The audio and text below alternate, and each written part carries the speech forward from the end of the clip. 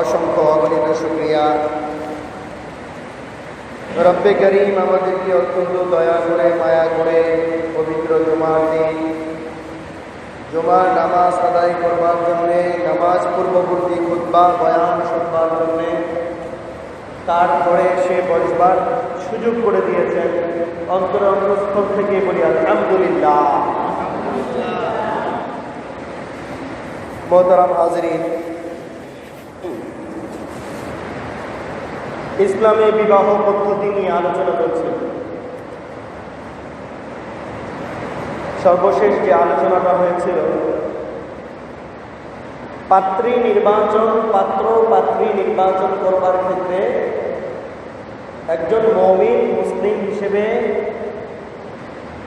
আমাদেরকে ইসলাম কি দিক নির্দেশনা প্রদান করে, কি পরামর্শ দেয়। আমি আমার নিজের জন্যে বা আমার অধীন কোনো ব্যক্তির জন্যে পাত্রী নির্বাচন করব, সেই ক্ষেত্রে আমাকে মৌলিক কোন বিষয়গুলোর প্রতি খেয়াল রাখতে হবে। আর একজন নারী হিসেবে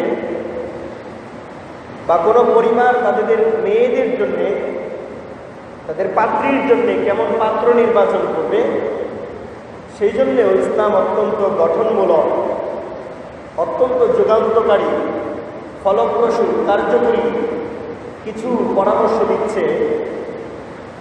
যদি এই পরামর্শগুলো আমাদের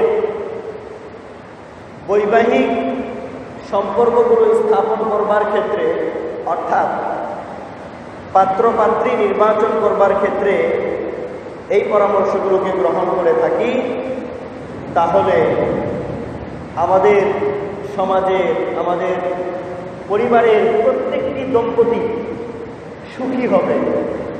প্রত্যেকটি পরিবার, প্রত্যেকটি দম্পতি আদর্শ দম্পতিতে পরিণত হবে। এখানে দায়িত্বশীলতা ও কর্তব্য পরায়ণতা, জবাবদিহিতা ইত্যাদি বিষয়গুলোর উপস্থিতি নিশ্চিত হবে। সম্মানিত উপস্থিতি, পবিত্র কালামুল্লাহ হাকিম আল্লাহ রাব্বুল ইজ্জত সূরাতুন নিসা এর মাঝে উল্লেখ করেন, ফাসসালিহাতু কানিতাতুন হাফিযাতুন লিল গায়বি বিমা হাফিযাল্লাহ। পাত্রপাত্রী নির্বাচন করবার ক্ষেত্রে নারীদের কিছু গুণাবলীর কথা এখানে বলা হচ্ছে। আল্লাহ তাবারাকা ওয়া তাআলা নারীদের কিছু গুণাবলীর কথা, কিছু বৈশিষ্ট্যের কথা, কিছু গুণের কথা বলছেন। ফাসসালিহাত, নারী যিনি সতী সাধবী হবেন, নেককার হবেন, পরহেজগার হবেন। কানিতাত, যিনি আনুগত্যশীলা হবেন। কারণ এই আয়াতের আগের আয়াতে আল্লাহ তাবারাকা ওয়া তাআলা বলেছেন, বিগত কোনো এক জুমায় আলোচনা করেছিলাম সুখী পরিবার গঠনে ইসলাম কি বলে। সেখানে বলেছিলাম আলোচনায়, আল্লাহ তাবারাকা ওয়া তাআলা মানুষের জীবনে যেন শৃঙ্খলা বজায় থাকে, পারিবারিক শৃঙ্খলা যেন বজায় থাকে, তাই এখানে একজনকে নেতৃত্ব দিয়েছেন। আর নেতৃত্ব কার থাকবে? নেতৃত্ব পুরুষের কাছে। আল্লাহ তাবারাকা ওয়া তাআলা বলেছেন যে আর রিজালু কাওয়ামুনা আলান নিসা। স্বাভাবিকভাবে, স্বভাবগতভাবে, প্রকৃতিগতভাবে আল্লাহ তাবারাকা ওয়া তাআলা পরিবারের কর্তৃত্ব, পরিবারের নেতৃত্ব কাকে দিয়েছেন? পুরুষকে। এরপরে আল্লাহ পাক বলছেন যে এই পুরুষের অধীন যে নারী থাকবে, এই নারীর মধ্যে কিছু গুণাবলী থাকবে। এই গুণাবলীগুলো যদি থাকে, তাহলে এই নারী এই পুরুষের কমান্ড মেনে চলবে, আদেশ ও নিয়ম কানুনগুলো, নির্দেশনাগুলো পালন করবে। যদি পালন করে তাহলে এখানে বনিবনা থাকবে, সুখ সমৃদ্ধ একটি পরিবার হিসেবে গড়ে উঠবে এই দম্পতি নিয়ে এই পরিবার। আল্লাহ তাবারাকা ওয়া তাআলা এই ক্ষেত্রে বলছেন ফাসসালিহাত, নারীদের প্রথম যে গুণ, প্রথম তো মুমিনা মুসলিমা হবেই, এর পাশাপাশি সে হবে সৎকর্মপরায়ণ, সৎকর্মশীলা, নেককার হবে। কানিতাত, দ্বিতীয় বৈশিষ্ট্যের কথা আল্লাহ তাবারাকা ওয়া তাআলা বলেন, এই নারী হবে আনুগত্যশীলা। এই নারী যেই পুরুষের অধীনে থাকবে, যে স্বামীর অধীনে থাকবে স্ত্রী রূপে, এই মহিলা, এই নারী, এই স্ত্রী সেই পুরুষের কমান্ড মেনে চলবে, আনুগত্যশীলা। 3 নম্বর আরেকটি গুণের কথা বলছেন, হাফিজাতুন লিল গায়বি বিমা হাফিজাল্লাহ। হাফিজা, এই নারী হবে এই পুরুষের জন্য, পুরুষ যখন অনুপস্থিত থাকবে, কর্মসংস্থানে চলে যাবে, পরিবার থেকে বাহিরে অর্থ উপার্জনের জন্য, আয় উপার্জনের জন্য বাহিরে বের হবে, ঘরে থাকবে কে? স্ত্রী। তখন এই ঘরে পুরুষের অনুপস্থিতিতে এই নারীর ভূমিকা কেমন হবে আল্লাহ তাবারাকা ওয়া তাআলা এক্ষেত্রে বলে দিচ্ছেন, হাফিজাতুন লিল গায়ব। এই অনুপস্থিত পুরুষের জন্য পুরুষের রেখে যাওয়া সহায় সম্পত্তি, ধন সম্পদ, সন্তান সন্ততি, এগুলোর যথাযথ সংরক্ষণ করবে। সুবহানাল্লাহ। একজন নারী, আদর্শ নারী, সে তার স্বামীর অনুপস্থিতিতে সাংসারিক, এই সংসারের যত সম্পদ আছে, এই পুরুষের কিছু সম্পদ আছে, যে সম্পদগুলো পুরুষ ঘরে না থাকা অবস্থায় স্ত্রীর কাছে আমানত রেখে যায়, এই স্ত্রী পুরুষের এই স্বামীর অনুপস্থিতিতে স্বামীর রেখে যাওয়া যাবতীয় সম্পদের যথাযথ সংরক্ষণ করবে। স্বামীর অনুমতি ব্যতি রেখে কোথাও কোনো ধরনের সম্পদের ব্যবহার বা হস্তক্ষেপ করবে না। ঠিক তেমনিভাবে সন্তান রেখে গেলে সন্তানগুলোকে যথাযথভাবে প্রতিপালন করবে। স্বামীর সাথে আলোচনা সাপেক্ষে পারিবারিক যে একটা নির্দিষ্ট নিয়ম নীতি থাকে, নিয়ম নীতির আলোকে সন্তানগুলোকে যথাযথভাবে প্রতিপালন করবে, শিক্ষা দীক্ষা প্রদান করবে। এগুলো হচ্ছে স্বামীর অনুপস্থিতিতে এই নারী সংরক্ষণশীল, হেফাজতকারী। শুধু তাই নয়, আরেকটা খুব গুরুত্বপূর্ণ বিষয়, স্বামীর অনুপস্থিতিতে, স্বামী তো নাই, স্বামী ঘরের বাহিরে চলে গেছে, রেখে গেছে স্ত্রীকে, স্ত্রীর কাছে রেখে গেছে ধন সম্পদ, সম্পত্তি, সন্তান সন্ততি, বাড়ি ঘর সবকিছুকে রেখে গেছে। যে স্ত্রীকে রেখে গেল, এই স্ত্রী স্বামীর অনুপস্থিতিতে যতক্ষণ পর্যন্ত না স্বামী ঘরে আসে, ততক্ষণ পর্যন্ত নিজের সতীত্ব বজায় রাখবে, নিজের সতীত্ব বজায় রাখবে, পরকীয়ায় জড়িত হবে না। আমাদের সমাজে পরকীয়ায় জড়িত হয়ে পারিবারিক কাঠামোগুলো, সুন্দর সুশৃঙ্খল সাজানো পরিবারগুলো ধ্বংস হচ্ছে না? ধ্বংস হচ্ছে। আল্লাহ তাবারাকা ওয়া তাআলা এই কথা বহু আগে বলে দিয়েছেন, মানুষ তুমি পরিবার গঠন করবে, সেই পরিবার গঠন করার আগে পাত্রী যথাযথ সুন্দর, ইসলাম তোমাকে যে পরামর্শ দিয়েছে সেই পরামর্শের আলোকে পাত্রী নির্বাচন করো। পরকীয়ার কোনো ঝামেলা পরিবারে থাকবে না। পরকীয়ার অভিশাপ থেকে বাঁচবার জন্য ইসলামের পরামর্শ মানার প্রয়োজন আছে না নাই? আছে। কথা বলতে হবে। হাফিজাতুল লিল গায়বি বিমা হাফিজাল্লাহ। এই স্ত্রীকে ঘরে রেখে গেছে, এই স্ত্রীর কাছে স্বামীর যাবতীয় সম্পদ, সন্তান সন্ততি, ভিটে বাড়ি সবকিছু আমানত, এবং স্ত্রীর কাছে স্ত্রীর সতীত্ব আমানত। সুবহানাল্লাহ। ইসলাম আমাদেরকে এত সুন্দর পরামর্শ দিচ্ছে, নারীকেও পরামর্শ দিচ্ছে কিভাবে সে নিজেকে সুন্দরভাবে উপস্থাপন করবে, পুরুষকেও পরামর্শ দিচ্ছে পুরুষ কিভাবে তার উপর অর্পিত যাবতীয় দায়িত্ব ও কর্তব্য অত্যন্ত যত্নের সাথে, আমানতদারিতার সাথে পালন করবে। সুবহানাল্লাহ। কোনো পরিবারে, কোনো দম্পতিতে, কোনো ফ্যামিলিতে যদি নারী এবং পুরুষ, স্বামী এবং স্ত্রী উভয়ে যার যার জায়গা থেকে নিজেদের স্কন্ধে, নিজেদের কাঁধে অর্পিত দায়িত্বগুলো পালন করে যথাযথভাবে তাহলে সেই পরিবার আদর্শ, সুখ সমৃদ্ধ, শান্তিপূর্ণ আদর্শ পরিবার হতে পারত। ঠিক না ঠিক? মুহতারাম হাজিরিন, রাসূল আরবি সাল্লাল্লাহু আলাইহি ওয়াসাল্লাম এই আয়াতের প্রেক্ষিতে একটি হাদিস বলছেন, আনুগত্যশীলা, দায়িত্বশীলা, কর্তব্যপরায়ণ, মার্জিত, আনুগত্যশীল নারী কাকে বলে? রাসূল আরবি সাল্লাল্লাহু আলাইহি ওয়াসাল্লাম তার পবিত্র জবানে বলেন, খায়রুন নিসাই, পৃথিবীর মধ্যে শ্রেষ্ঠ নারী, পৃথিবীর মধ্যে শ্রেষ্ঠ নারী হচ্ছে সেই নারী, তিনটা গুণের কথা বলছে।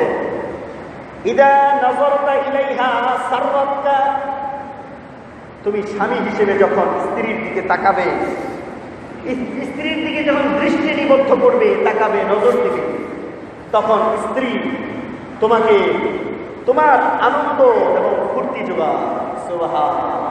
অর্থাৎ তোমার মানসিক প্রশান্তির কারণ হয় কে? স্ত্রী। এক।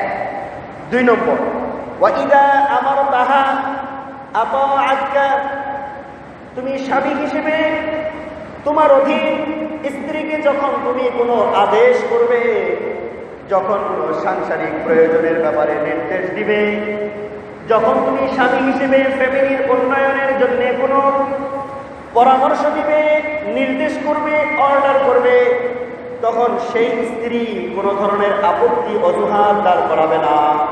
তুমি স্বামীর কমান্ড, নেতৃত্ব মেনে চলবে। সুবহানাল্লাহ। দ্বিতীয় গুণ, শ্রেষ্ঠ নারীর দ্বিতীয় গুণ। প্রথম গুণ কি বলেছি? স্বামীর মনোরঞ্জনকারিণী হবে, স্বামীর প্রশান্তির কারণ হবে স্ত্রী। দ্বিতীয় নম্বর গুণটা বললাম, প্রফেট মুহাম্মদ সাল্লাল্লাহু আলাইহি ওয়াসাল্লাম, নবীজির নাম শুনলে সাল্লাল্লাহু আলাইহি ওয়াসাল্লাম বলতে হবে। তিনি বলেছেন দ্বিতীয় গুণটি শ্রেষ্ঠ নারী, স্বামী যখন স্ত্রীকে কোনো নির্দেশ দিবে, সাথে সাথে স্ত্রী হিসেবে সেই নির্দেশ পালন করবে। সুবহানাল্লাহ। তিন নম্বর আরেকটি গুণ, ওয়া ইযা গিবতা আনহা হাফিজাতকা ফি মালিকা ওয়া নাফসিকা, আর তুমি স্বামী হিসেবে সাংসারিক অর্থনৈতিক প্রয়োজন পূরণ করবার জন্য যখন তুমি পরিবার থেকে বাহিরে যাবে, কর্মসংস্থানে যাবে, তখন তুমি স্বামী হিসেবে নিজের যে সহায় সম্পত্তি, ভিটে বাড়ি, বাসা বাড়ি, সন্তান সন্ততি এবং স্বয়ং স্ত্রীকে যে তুমি রেখে গেলে, এই স্ত্রী তোমার রেখে যাওয়া যাবতীয় সম্পদ সংরক্ষণ করবার ক্ষেত্রে যথাযথ দায়িত্বশীলতার পরিচয় দেবে। সুবহানাল্লাহ। রাসূলুল্লাহ সাল্লাল্লাহু আলাইহি ওয়াসাল্লাম এই আয়াতের পূর্ণ ব্যাখ্যা দিয়েছেন, একটু ভেঙে বলেছেন। মুহতারাম হাজিরিন,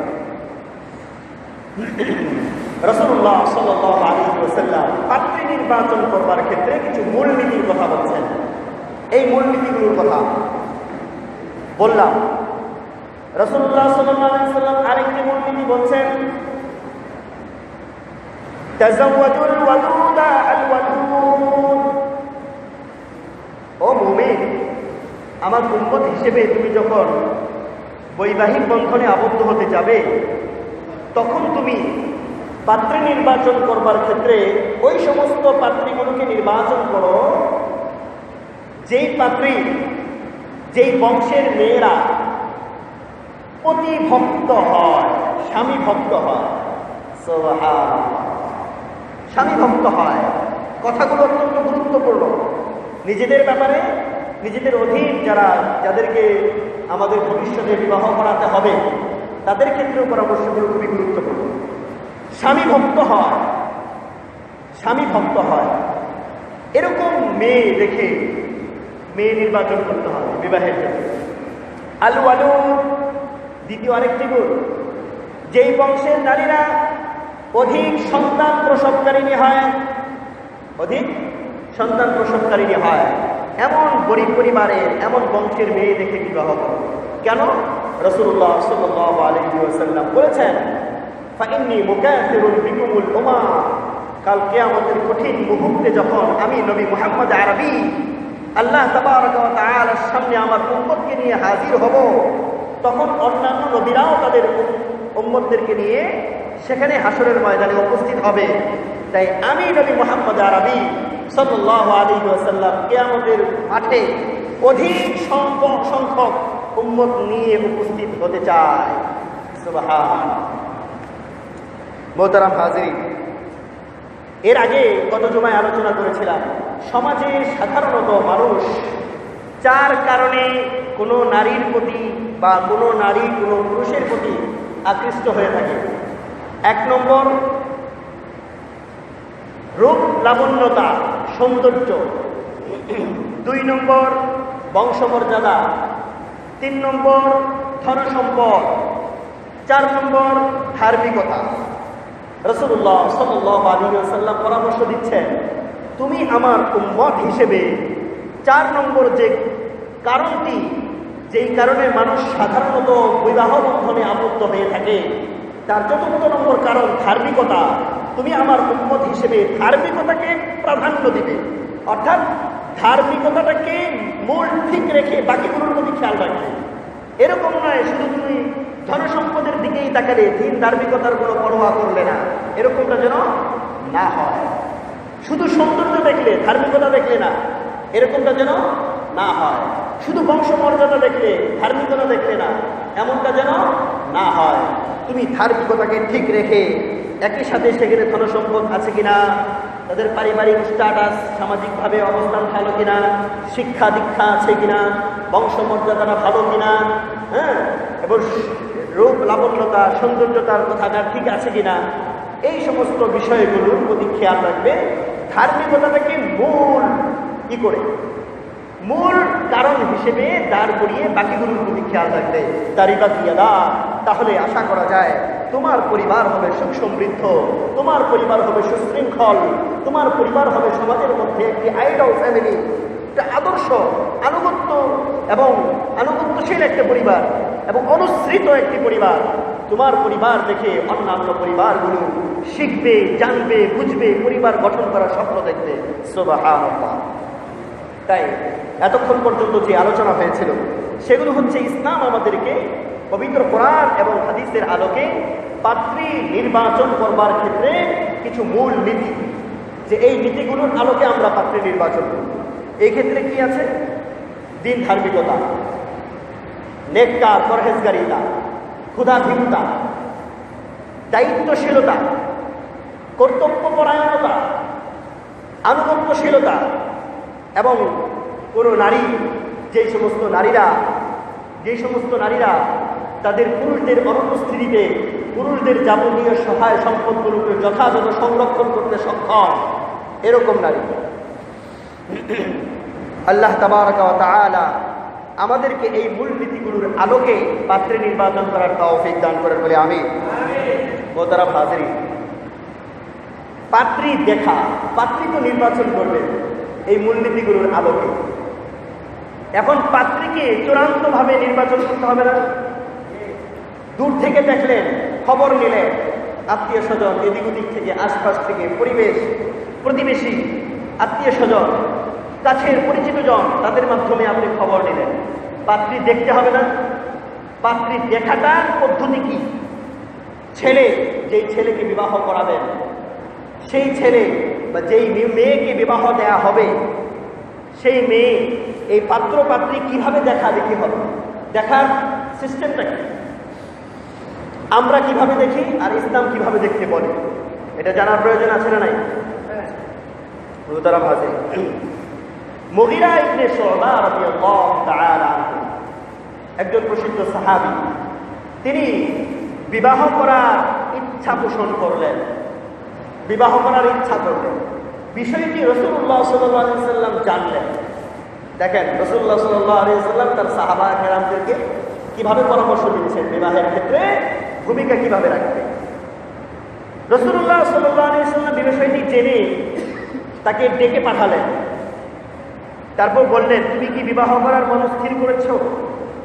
তিনি বললেন, জি হ্যাঁ, আমি বিবাহ করার ইচ্ছা পোষণ করেছি। তখন রাসূলুল্লাহ সাল্লাল্লাহু আলাইহি ওয়াসাল্লাম শুনে তাকে বললেন, তুমি যেই মেয়েকে, যেই মহিলাকে বিবাহ করার ইচ্ছা পোষণ করেছ, তুমি কি সেই মহিলাকে দেখেছ? তিনি বললেন যে না, আমি তো দেখি না, আমি তো দেখি না। তখন রাসূলুল্লাহ সাল্লাল্লাহু আলাইহি ওয়াসাল্লাম তাকে বললেন, না না, তুমি যে মেয়েকে বিবাহ করার, যে মহিলাকে, যেই নারীকে বিবাহ করার ইচ্ছা পোষণ করেছ, তুমি বিবাহ বন্ধনে আবদ্ধ হওয়ার আগেই সেই নারীকে দেখে নাও। এই দেখে নেওয়াটা তোমার এই বিবাহের পর এই পরিবারটিকে, এই দম্পতিটিকে টেকসই দম্পতি হিসেবে গড়ে ওঠার ক্ষেত্রে সাহায্য করবে। দেখে না, জেনে বুঝে সজ্ঞানে বুঝে শুনে তারপর বিবাহ বন্ধনে আবদ্ধ হও। এটা পুতুল খেলা নয়, এটা কি নয়? পুতুল খেলা নয় যে খেলা শুরু করলাম, সকালে খেলা শুরু করলাম, বিকালে ভাঙলাম, এরকমটা নয়। এটা আজীবন, আমৃত্যু, যে যতদিন পর্যন্ত হায়াত আছে ততদিন পর্যন্ত এই সম্পর্কটাকে টিকিয়ে রাখবার জন্য বিবাহ বন্ধনে আবদ্ধ হওয়া হয়। তাই অত্যন্ত যত্নের সাথে, অত্যন্ত খেয়ালের সাথে এটা কাজ করতে হবে। তিরমিজি শরীফের হাদিস, রাসূলুল্লাহ সাল্লাল্লাহু আলাইহি ওয়াসাল্লাম তাকে কি পরামর্শ দিলেন? বদির ইবনে শুবা রাদিয়াল্লাহু তাআলা আনহুকে, যেহেতু বিবাহ করার ইচ্ছা পোষণ করেছো, পাত্রীটাকে দেখে নাও, সচক্ষে দেখে নাও। সুবহানাল্লাহ। 2 নম্বর, জাবের রাদিয়াল্লাহু তাআলা আনহু, তিনি একজন প্রসিদ্ধ সাহাবী। কিছু সাহাবীদের কথা বলছি, যে সাহাবীরা, সাহাবায়ে কেরামদেরকে রাসূল পরামর্শ দিচ্ছেন। জাবের রাদিয়াল্লাহু তাআলা আনহু বর্ণনা করেন, রাসূল আরবী সাল্লাল্লাহু আলাইহি ওয়াসাল্লাম বলেছেন, তোমাদের মধ্যে যখন কেউ কোনো নারীকে বিয়ের প্রস্তাব দেয়, তখন সে যেন সেই নারী সম্পর্কে যাবতীয় তথ্য নেয়, খোঁজ খবর নেয়। খোঁজ খবর নিলে তখন কি হবে? এই পুরুষ যেরকম নারীকে পছন্দ করে, তার একটা রুচি আছে, তার একটা পছন্দ আছে, তার একটা স্বপ্ন আছে, কেমন নারীকে সে পছন্দ করতে চায়, এইগুলোর খোঁজ খবর নিবে। খোঁজ খবর নেওয়ার পর হতে পারে এই নারীর মাঝে এমন কোনো গুণাবলী পাবে, যেই গুণাবলীগুলো এই পুরুষকে সেই নারীর প্রতি আকৃষ্ট করবে। ঠিক না? অত্যন্ত জরুরি। তাই তোমাদের মধ্যে, আমার উম্মত হিসেবে, তোমাদের মধ্যে কোনো ব্যক্তি যখন বিবাহ করার ইচ্ছা পোষণ করে, কোনো নারীকে বিয়ের প্রস্তাব দিতে চায়, তখন সে যেন ওই নারীর সম্পর্কে এ টু জেড, আদ্যপ্রান্ত যতটুকু সম্ভব খোঁজ খবর নেয়। খোঁজ খবর নেওয়ার মাধ্যমে তখন তার পছন্দ অনুযায়ী যদি সেখানে কোনো গুণাবলী, সেখানে কোনো বৈশিষ্ট্যাবলী পায়, যেগুলো ওই নারীর প্রতি তাকে আকৃষ্ট করবে, আকৃষ্ট হলে পরে এই নারী ও পুরুষের মাধ্যমে যে দম্পতি গড়ে উঠবে, সেই দম্পতির মধ্যে পরকীয়ার মতো কোনো অভিশাপ থাকবে না। পরকীয়া আজকে আমাদের পরিবারগুলোকে ধ্বংস করে দিচ্ছে, সমাজের মধ্যে অশান্তি ডেকে আনছে, বিশৃঙ্খলা, অরাজকতা সমাজের মধ্যে ব্যাপক হারে বেড়ে গেছে। বর্তমান মোবাইল ফোন, এই যে আপনার ইমো, মেসেঞ্জার ইত্যাদি, এগুলো আরো মারাত্মকভাবে এই ক্ষেত্রে ক্ষতি সাধন করছে। মারাত্মকভাবে স্বামী স্ত্রীর মাঝে বনিবনার অভাব দেখা যাচ্ছে, মারাত্মকভাবে পরকীয়ায় জড়িয়ে যাচ্ছে, মারাত্মকভাবে সামাজিক একটি অভিশাপ। এটা, এই পরকীয়া থেকে বেঁচে থাকতে হবে। আবু দাউদ শরীফ এবং তিরমিজি শরীফের মধ্যে, মুসনাদে আহমদ শরীফের মধ্যে এই হাদিসটি স্থান পেয়েছে। জাবের রাদিয়াল্লাহু তাআলা আনহু যে হাদিসটি পেলাম। মোহতারাম হাজরিন, নবী করিম সাল্লাল্লাহু আলাইহি ওয়াসাল্লাম আরেকটি গুরুত্বপূর্ণ উপদেশ দিচ্ছেন অভিভাবক শ্রেণীকে সম্বোধন করে। অভিভাবকদেরকে সম্বোধন করে বলছেন, সমাজের অভিভাবকবৃন্দ, তোমরা মনে রাখবে, যখন দেখা যাবে যে আমার পরিবারে কিছু মেয়েও থাকতে পারে, আমার পরিবারে বিয়ের উপযুক্ত কোনো ছেলেও থাকতে পারে, আমার সমাজে কোনো বিয়ের উপযোগী মেয়ে বা ছেলে উভয়টাই থাকতে পারে।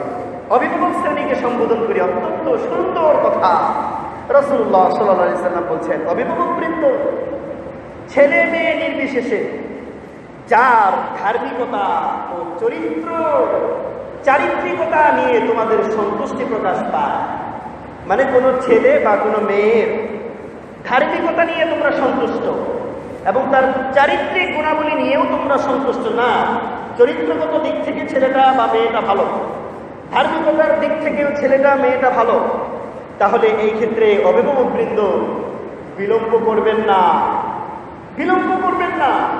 তাদেরকে বিবাহ বন্ধনে আবদ্ধ করে দেন, আবদ্ধ করে দেন। ধার্মিকতা ঠিক আছে, তাদের চরিত্র ঠিক আছে, ধার্মিকতার গুণেও সমৃদ্ধ, চরিত্রের গুণেও সমৃদ্ধ। তাহলে এখানে লেট করার প্রয়োজন নেই, বিলম্ব করার প্রয়োজন নেই। যদি বিলম্ব করেন তাহলে কোনো ফিতনা, কোনো ফাসাদ, কোনো ধরনের অসঙ্গতিপূর্ণ কোনো কাজ যদি সমাজে ঘটে যায় তাহলে তার দায় অভিভাবকদেরকেই নিতে হবে। তাই অভিভাবকবৃন্দ সচেতন হতে হবে। মোহতারাম হাজরিন, রাসূলুল্লাহ সাল্লাল্লাহু আলাইহি ওয়াসাল্লাম পাত্রী দেখার ক্ষেত্রে কিভাবে দেখব, পাত্রী দেখার ক্ষেত্রে আমাদেরকে কিছু পরামর্শ দিয়েছে। 1 নম্বর, পাত্রী দেখার ক্ষেত্রে আনুষঙ্গিক যে সমস্ত বিষয়গুলো খেয়াল করা দরকার, জানা দরকার, জানা জরুরি, এটা জানতে হবে, খোঁজখবর নিয়ে জানতে হবে। অত্যন্ত গুরুত্বপূর্ণ বিষয়। আপনার শত ব্যস্ততার মধ্যেও এটার খোঁজখবর নিতেই হবে। কারণ এই ক্ষেত্রে যদি আপনি একটু ভুল করে বসেন তাহলে তার খেসারত মৃত্যু দিতে হবে।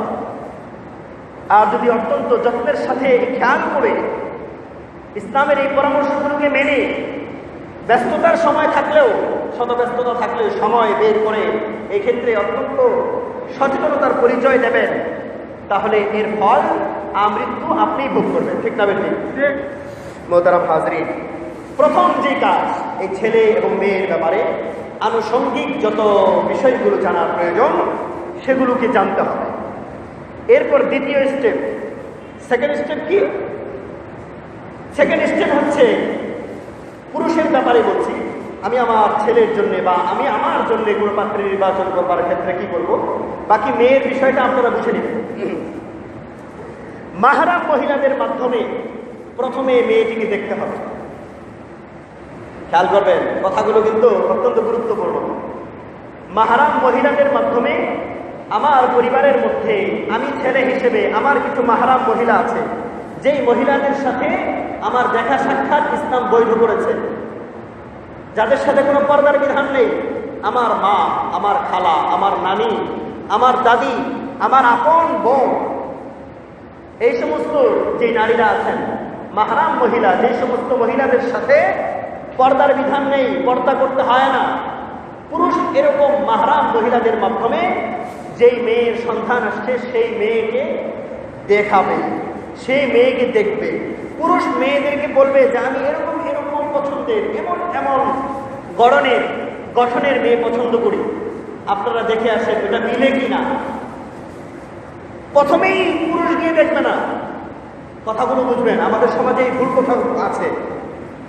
একসাথে বন্ধু বান্ধব সহ, বাবা, চাচা, পরিবারের কাছের পাড়া প্রতিবেশী, কোনো অপরিচিত জন, সবাই নিয়ে দলবদ্ধভাবে আমরা মেয়ে দেখতে যাই। ইসলাম এটাকে সম্পূর্ণ হারাম করেছে, ইসলাম এটাকে সম্পূর্ণ নিষিদ্ধ করেছে।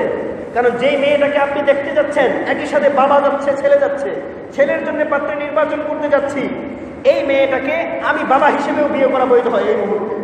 ঠিক না ঠিক? এরকম অনেক ঘটনা চোখের সামনে। বাবা তার ছেলের জন্য পাত্রী নির্বাচন করতে গিয়েছে, বাবার পছন্দ হয়ে গেছে। আশ্চর্যকর না? দেখেন, দ্বিতীয় নম্বর পাত্রী দেখার ক্ষেত্রে সিস্টেম হচ্ছে মাহরাম মহিলাদের মাধ্যমে পাত্রী দেখা হবে। মাহরাম মহিলারা এসে রিপোর্ট দিবে, হ্যাঁ বাবা বা আমাদের ভাই, তুমি যেরকম পাত্রী পছন্দ করো তার বিষয়গুলো তোমার পছন্দ অনুযায়ী মেয়েটা পাওয়া গেছে। চূড়ান্তভাবে দেখবে কে? ছেলে। চূড়ান্তভাবে দেখবে কে? ছেলে। যেই ছেলেকে বিয়ে করানো হবে, যেই পুরুষকে বিবাহ করানো হবে, সেই পুরুষ বা সেই ছেলে দেখবে চূড়ান্তভাবে। কেন? প্রশ্ন আসে, এত কঠিন বিষয়টা এত কঠিন কেন? প্রশ্ন আছে না নাই? প্রশ্ন আছে। প্রশ্নগুলোর উত্তর: 1 নম্বর, এই ক্ষেত্রে আপনাকে একটা পরিবারের মেয়ের সম্পর্কে সন্ধান দিবেন। প্রাথমিক কোনো ধরনের ইনফরমেশন, তথ্য নেওয়া ছাড়াই আপনি হুট করে চলে গেলেন, প্রোগ্রাম করলেন যে মেয়ে দেখতে যেতে হবে। একসাথে অনেকগুলো লোক দলবদ্ধভাবে গেলেন। যাওয়ার পর সেখানে ওই মেয়ে পক্ষ, কনে পক্ষ, মেয়ে পক্ষ আপনাদের আপ্যায়ন করার জন্যে তাদের আত্মমর্যাদা, পারিবারিক মর্যাদা সব কিছুকে বজায় রাখবার জন্য ব্যাপক একটা খরচ করে থাকে, ঠিক না বেশি? ব্যাপক প্রস্তুতি নিয়ে থাকে। 2 নম্বর, আপনি যখন যাচ্ছেন দলবদ্ধভাবে প্রাথমিক কোনো ইনফরমেশন নেওয়া ছাড়াই, অথচ এই বিষয়টা সুন্দর হতো, প্রাথমিকভাবে কোনো ইনফরমেশন নিলেই আপনারা যেরকম মেয়ে চাচ্ছেন, যেরকম ফ্যামিলি চাচ্ছেন সেটা মিলে না, ব্যাস প্রোগ্রাম ক্যান্সেল হতো না। এই ক্ষেত্রে পুরুষ ছেলে পক্ষ যে যাচ্ছে, ছেলে পক্ষদেরও তাদের স্ট্যাটাস, তাদের ভাবমূর্তি, তাদের সম্মান বজায় রাখবার জন্যে এখানে তাদের একটা ভালো পজিশন নিয়ে বা পাত্রী দেখার পর সেখানে কিছু বিষয় থাকে, এগুলোকে সারতে হয়। যদি পছন্দ না হয়, যদি পছন্দ না হয়, যদি পছন্দ না হয়, প্রাথমিক কাজগুলো করা ছাড়াই চূড়ান্ত পর্বে চলে গেলাম আমরা, 3 নম্বর স্টেপে চলে গেলাম। প্রাথমিক পর্ব কি ছিল? প্রাথমিক খোঁজ খবর নিব, আনুষঙ্গিক কিছু বিষয়, বংশমর্যাদা ঠিক আছে কিনা, তাদের ফ্যামিলি স্ট্যাটাস আমার ফ্যামিলির সাথে যায় কিনা, ছেলের শিক্ষার সাথে মেয়ের শিক্ষা যায় কিনা, মেয়েটার আশপাশ থেকে কিছু খোঁজ খবর নিয়ে আমরা যেরকম মেয়ে চাচ্ছি এরকম মেয়ে কিনা, ধার্মিকতা আছে কিনা, এই খোঁজ খবরগুলো নিলে আগের থেকেই আপনারা হয়তো বুঝে নিতেন যে না, আসলে আমরা যেমনটা চাচ্ছি এরকমটা হচ্ছে না। কিন্তু এরকম প্রাথমিক খোঁজ খবর না নিয়েই চূড়ান্ত ধাপে যখন মেয়ে দেখতে যাওয়া হয়, মেয়ে পক্ষ তখন সম্পূর্ণ প্রস্তুতি গ্রহণ করে, আর বিশেষ করে এই জায়গায় মেয়ে পক্ষ যদি পছন্দ না হয় আপনারা যখন চলে আসছেন, মেয়েটাকে দেখে চলে আসছেন, আমি যেই কথাগুলো বলছি এই কথাগুলো আপনি একটা ফ্যামিলিতে মেয়ে দেখতে গিয়েছেন সেখানেও প্রয়োগ করবেন। আর এই বিষয়টাকে আপনি ধরে নেবেন, আমার একটা মেয়েকে কোনো একটা পরিবার থেকে দেখতে আসলো, দেখতে আসার পর পছন্দ হলো না, গেল গা, চলে গেল, তখন আমার কি অবস্থা থাকে এই বিষয়টাকেও একটু ভাববেন। তখন একটা মেয়েকে দেখে আসার পর যখন বলা হয় মেয়েটা পছন্দ হয় নাই, মেয়েটা পছন্দ হয় নাই, অথচ ছেলে সরাসরি চলে আসছে দলবদ্ধভাবে, বন্ধু বান্ধব, পাড়া প্রতিবেশী, আত্মীয় স্বজন, বহু পুরুষ নারীকে নিয়ে একসাথে দেখতে আসছে, এরপর ফলাফল রেজাল্ট জানাচ্ছে মেয়েটা পছন্দ হয় নাই, এই মেয়েটার জীবনে একটা কালিমা লেপন হয়ে যায়। এই মেয়েটার জীবনে একটা কি হয়? কালিমা লেপন হয়ে যায়। অন্যান্য পুরুষ তাকে দেখতে এসে আগেই ভাবে, এই দিক ওদিক থেকে তথ্য যায় এই মেয়েটাকে অনেক পুরুষরা দেখতে আসছে, কারোই পছন্দ হয় নাই, তখন ওই মেয়েটাকে বিবাহ দেওয়া ওই পরিবারের জন্য কঠিন হয়ে যায়, ঠিক না বেশি? কঠিন হয়ে যায়। বিষয়টা খুবই স্পর্শকাতর, এটা ভাবতে হবে। তাই এই ক্ষেত্রে মেয়ে দেখার ক্ষেত্রে ইসলাম আমাদেরকে বলছে, প্রথম আনুষঙ্গিক প্রাসঙ্গিক কিছু ইনফরমেশন দিতে হবে। আপনি কেমন মেয়ে চান তার জন্য কয়েকটা মূলনীতি দাঁড় করা, ধার্মিকতা থাকতে হবে, শিক্ষা দীক্ষার দিক থেকে আমার ছেলের সাথে মানানসই জুৎসই হতে হবে, খাপ খাইতে হবে। 3 নম্বর, তাদের ফ্যামিলি স্ট্যাটাস আমার ফ্যামিলির সাথে যেতে হবে, তাদের পরিবার, তাদের পারিপার্শ্বিকতা, আত্মীয় স্বজন, বংশমর্যাদা, পদবী, এগুলো আমার পরিবারে আমার বংশের সাথে মানানসই হতে হবে, ইত্যাদিগুলোকে ঠিক রেখে প্রাথমিক খোঁজ খবর করে নেন। তারপর মহিলা সদস্যদের মাধ্যমে খোঁজ খবর নেন। নেওয়ার পর মহিলা সদস্যরা, মাহরাম সদস্যরা এসে যদি আপনাকে ইনফরমেশন দেয়, ইনফরমেশন যদি পজিটিভ হয়, তারপরে ছেলেকে চূড়ান্তভাবে দেখা, তাহলে এটা সুন্দর হবে। আল্লাহ আমাদেরকে সঠিক বিষয়টি বুঝবার তৌফিক দান করে। ছেলে মেয়ে দেখতে গিয়ে তার বন্ধু বান্ধব, ফ্রেন্ড সার্কেল সবগুলোকে নিয়ে যায়, সবাই মিলে ওই মেয়েটাকে দেখে। এরকম কালচার আমাদের সমাজে আছে না? আছে। এটা ইসলাম সমর্থন করে না, এটা ইসলাম সমর্থন করে না। ইসলাম বলছে মেয়ে দেখবে, যেই পুরুষ বিবাহ করবে সেই পুরুষ চূড়ান্তভাবে দেখবে, দেখার পর তার পছন্দ হলে বিয়ে বন্ধনে আবদ্ধ হবে, আর না হলে হবে না। কিন্তু এইভাবে দলবদ্ধভাবে এইভাবে একদম শো করা হয় মেয়েকে এতগুলো পুরুষের সামনে, এটা কখনোই উচিত নয়। ইসলাম এটাকে কখনোই সমর্থন করে না। এটা একটা হলো পদ্ধতি, আমাদের সমাজে ভুল পদ্ধতি, যেই পদ্ধতিটাকে ইসলাম সমর্থন করে না। 2 নম্বর আরেকটা পদ্ধতি, যেটা ওয়েস্টার্ন সিস্টেম, ওয়েস্টার্ন কালচার, পাশ্চাত্যে এই কালচারটা হয়ে থাকে। নারী পুরুষ বিবাহ বন্ধনে আবদ্ধ হবে, তারা বিবাহের আগেই দীর্ঘদিন পর্যন্ত বা একটা সময় পর্যন্ত এই ছেলে এবং মেয়ে ট্যুরে যাচ্ছে, হোস্টেলে রেস্টুরেন্টে যাচ্ছে, একসাথে দীর্ঘ সময় অবস্থান করছে। তারপর একজন আরেকজন প্র্যাকটিস করে যে আসলে তাদের সাথে মতের মিল হয় কিনা, বনিবনা হয় কিনা, একজনের রুচির সাথে আরেকজনের রুচি মেলে কিনা ইত্যাদি বিষয়গুলোকে প্র্যাকটিক্যাল তারা পরীক্ষা নিরীক্ষা করে তারপর তারা সিদ্ধান্ত নেয়। ওয়েস্টার্ন এই কালচারগুলো অত্যন্ত নোংরা এবং অপবিত্র, এবং অনেক পরিবারের এই ধরনের তথ্য ইনফরমেশন আছে। আমাদের পরিচিত অনেক লোক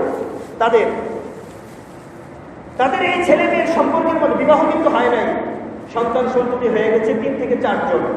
তারপর এই ছেলে মেয়ে বলছে এবার আমাদের বিয়েটা সেরে নেওয়া যায়, এবার আমাদের বিয়েটা সেরে নেওয়া যায়। নাউযুবিল্লাহ, নাউযুবিল্লাহ।